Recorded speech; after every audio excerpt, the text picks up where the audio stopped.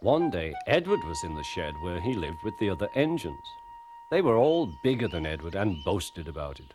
"The driver won't choose you again," said Gordon. "He wants strong engines like us." But the driver and fireman felt sorry for Edward. "Would you like to come out today?" "Oh, yes, please," said Edward. So they lit his fire, made lots of steam, and Edward puffed away. The other engines were very cross at being left behind.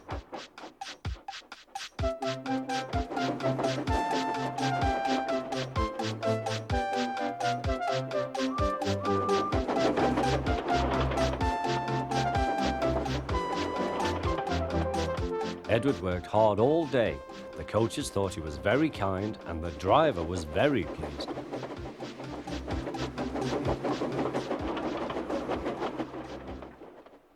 "I'm going out again tomorrow," Edward told the other engines that night. "What do you think of that?" But he didn't hear what they thought, for he was so tired and happy that he fell asleep at once. Next morning, Edward woke up to find nothing had changed. Gordon was still boasting. "You watch me, little Edward, as I rush through with the express. That will be a splendid sight for you. Goodbye, little Edward. Look out for me this afternoon."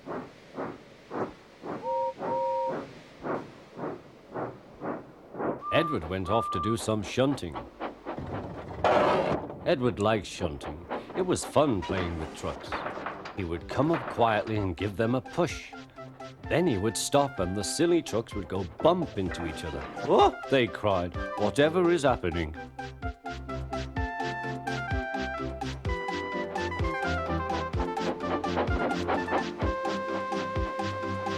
Edward played till there were no more trucks.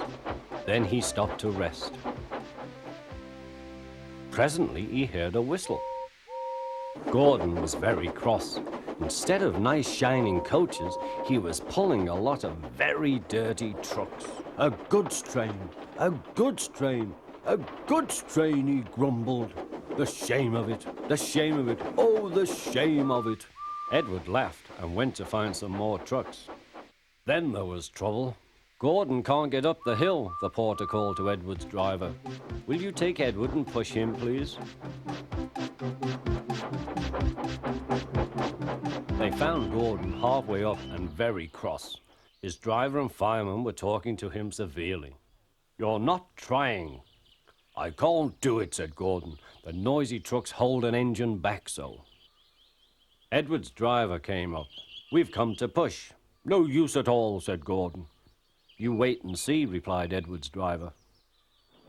They brought the train back to the bottom of the hill.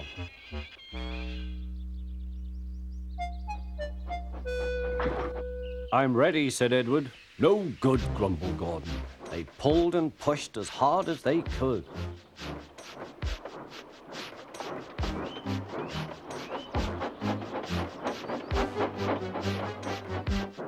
"I can't do it, I can't do it, I can't do it," puffed Gordon. "I will do it, I will do it, I will do it," puffed Edward. Edward pushed and puffed and puffed and pushed as hard as ever he could. And almost before he realized it, Gordon found himself at the top of the hill. "I've done it, I've done it, I've done it," he said proudly.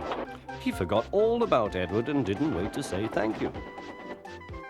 Edward was left out of breath and far behind.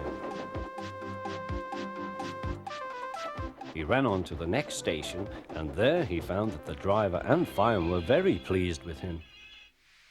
The fireman gave him a nice long drink, and the driver said, "I'll get out my paint tomorrow and give you a beautiful coat of blue with red stripes. Then you will be the smartest engine in the shed."